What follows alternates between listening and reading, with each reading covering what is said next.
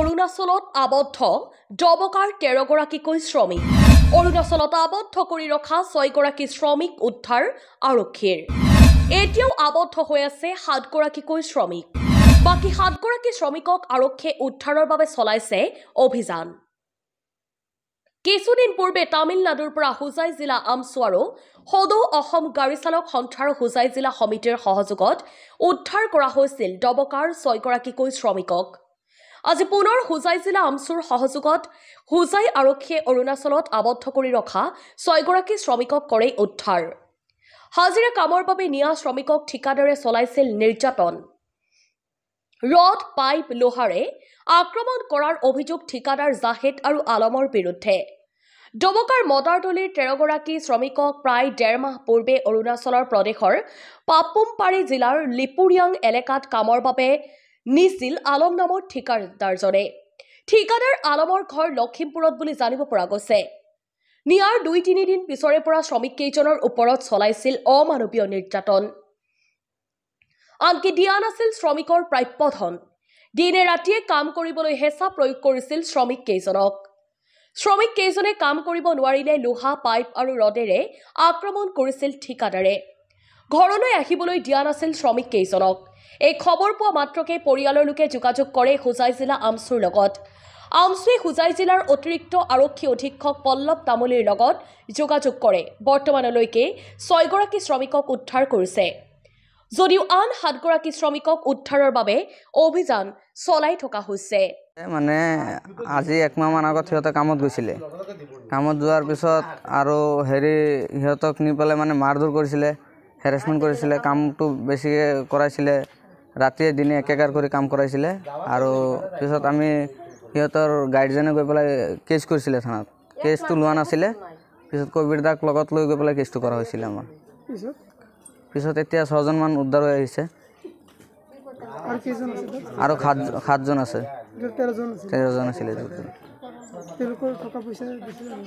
নাই দিয়া নাই, মাৰপিট কৰিছে। আৰু 7 জন আছে, এইটো আমি আৰক্ষীক দাবী জনাম যে সেইকেইটা সিহঁতে বোলে ৰাখিছে, 10 দিনমান পিছত উলিয়াই দিব বুলি কৈ উদ্ধাৰ কৰি। হুজাই জিলাৰ ডবকা থানাৰ অন্তৰ্গত মদাৰতলী এলেকাৰ 13 জনকৈ শ্ৰমিক জানুৱাৰী মাহৰ 28 তাৰিখে অৰুণাচল প্ৰদেশলৈ গৈছিলে।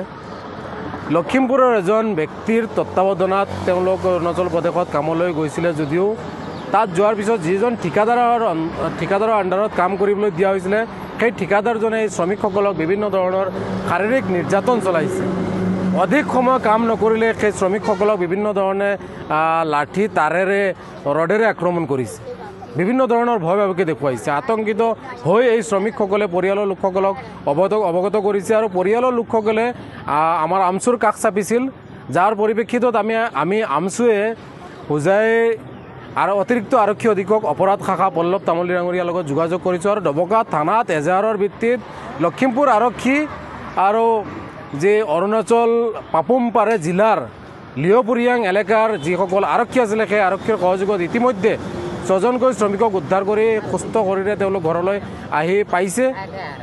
আৰু বাকী যিসকল আছে এই সকলকো উদ্ধাৰ কৰাৰ ক্ষেত্ৰত হুজাই জিলা আমছু, লখিমপুৰৰ আমছুৰ বিষয়ববীয়া তথা অৰুণাচলৰ স্থানীয় আৰক্ষী, লখিমপুৰ আৰক্ষী আৰু বিশেষকৈ আমাৰ জিলাৰ অতিৰিক্ত আৰক্ষী অধীক্ষক পল্লৱ তামুলী ডাঙৰীয়াৰ সহযোগত আমি সেই শ্ৰমিকসকলকো উদ্ধাৰ কৰাৰ ক্ষেত্ৰত পাৰ্যমানে সহায় সহযোগ কৰিবলৈ আমি প্ৰস্তুত ইতিমধ্যে। গতিকে এই জেগতে মই অতিৰিক্ত আৰক্ষী অধীক্ষক, লখিমপুৰ আমছুৰ বিষয়ববীয়া বা অৰুণাচলৰ সেই নিৰ্দিষ্ট এলেকাৰ আৰক্ষী, লখিমপুৰ আৰক্ষী সকলোকে বিশেষভাৱে ধন্যবাদ জনাম আমাৰ হুজাই জিলাৰ অতিৰিক্ত আৰক্ষী অধীক্ষক অপৰাধ শাখা পল্লৱ তামুলী ডাঙৰীয়াক, যে তেখেতৰ যথেষ্ট তৎপৰতাত আজি সুস্থভাৱে আৰু অতি সোনকালে 2 দিনৰ ভিতৰত 6 জনকৈ শ্ৰমিক ঘৰত আহি পাইছে আৰু বাকী সকলো অতি কম সময়ৰ ভিতৰতে ঘৰত পাব।